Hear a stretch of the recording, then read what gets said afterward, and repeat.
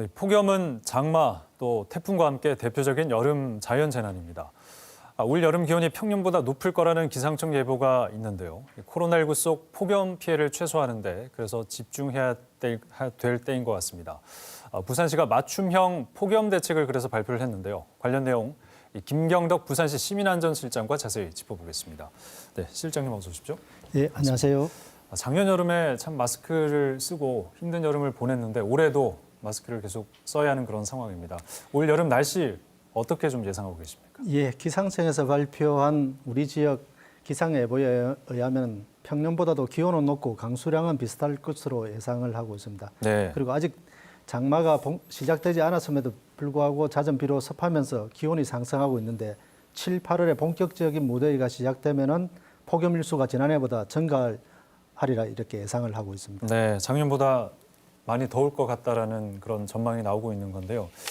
글쎄요, 이 폭염 대책을 부산시가 매년 좀 발표를 하지 않습니까? 올해는 또 달라진 게 있습니까? 보강된 부분이라든지. 예, 우선 지난해 코로나19 감염으로 축소 운영하던 경로당이라든지 무더위 쉼터 이런 부분들을 코로나19 예방 접종자 중심으로 6, 7월에 운영을 재개할 예정으로 있습니다. 그래서 네. 예방 백신 1차 접종 후 14일이 경과한 분들은 예방 접종 증명서 확인을 통해서 이용이 가능하리라 봅니다. 네, 어르신들이 무더위를 피하기 위해서 경로당에 가시는 경우가 많았는데 작년에는 그게 불가능했는데 올해는 이제 접종하신 분에 한해서 그리고 좀 일정 기간 지난 분들에 한해서 가능하다는 말씀이신 거죠? 예, 그렇습니다. 1차 접종 후에 14일이 경과한 분들은 이용이 가능합니다. 알겠습니다.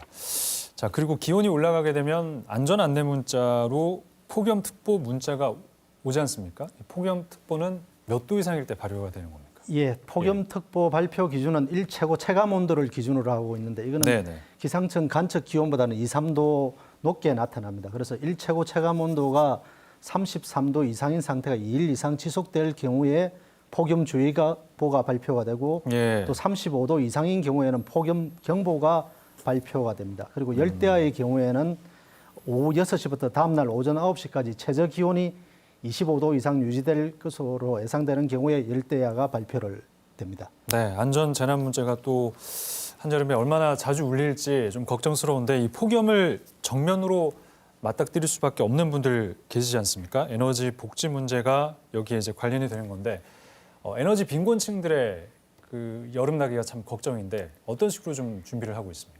예, 그 폭염 취약 계층에 대해서는 올해부터 밀집 지역에 대해서는 폭염 완화를 위해서 쿨루프라든지 실내 환경 개선 사업을 새롭게 추진을 하고 있습니다. 그리고 독거 노인이라든지 거동 불편자가 경로당 등을 이용을 할 수 있도록 경로당 등에 드는 냉방비를 연 20만 원 정도 이렇게 지원을 하고 있고 또 노숙인과 쪽방 거주자들에 대해서는 폭염을 피할 수 있도록 공간을 지정하거나 선풍기 등 긴급 물품 등을 지원할 예정으로 있습니다. 네. 그리고 이 폭염 속에서 야외에서 일을 할 수밖에 없는 분들 계시지 않습니까? 뭐 농어촌이나 또 산업 현장 등에서 온열 질환도 발생이 자주 있는데 여기에 대한 대비책은 어떤 식으로 좀 하고 계신지요?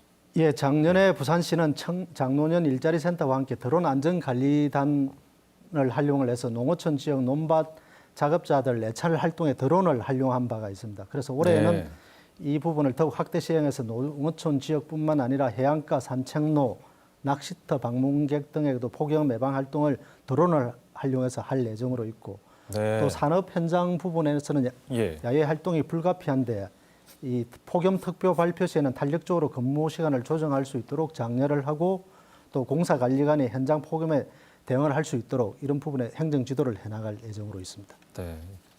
폭염특보가 발표가 됐을 때 이 작업 현장에서는 노동자들을 좀 쉬게 하게끔 하는 그런 뭐 지침이라든지 그런 게 있습니다. 예, 그런 부분들이 국민 행동 요령으로 이렇게 지침이 내려가 있고 이런 뭐 강제성은 없기 때문에 그런 부분들을 행정 지도를 통해서 장려를 해나갈 예정입니다. 산업 현장마다 좀 차이는 있겠지만 잘 지켜지는지 관리 감독하는 것도 좀 중요할 것 같습니다. 예, 그래서 최근 산업 재해 예방 차원에서라도 공사 관리관이 이런 부분들을 철저하게 대비할 수 있도록 현장 점검을 저희들이 사전에 지금 하고 있습니다. 알겠습니다. 자, 그리고 폭염 속에 여전히 보호복을 입고 또 방역 활동에 나서시는 선별진료센터, 접종센터에 계신 분들, 이분들도 올여름 상당히 힘들지 않을까 하는 생각이 드는데 이분들을 위한 방역 대책도 폭염 대책 그런 게 있습니까? 예, 그렇습니다. 네. 선별진료소라든지 백신 접종센터에 근무하는 의료진들은 일단 두꺼운 옷을 입고 있기 네, 때문에 예. 아주 힘든 상황에 있습니다. 그리고 접종센터라든지 여기 방문하시는 분들도 많아지게 되면은 실외에서 또 대기하는 경우가 발생을 할 수도 있습니다. 그래서 네. 실내 대기자를 위해서 지금 임시 가설물이라든지 대형 예. 선풍기 등을 설치를 하고 또 의료진하고 방문진자들을 위해서는 생수와 부채 등 방역 예방 물품을 제공할 예정입니다. 예.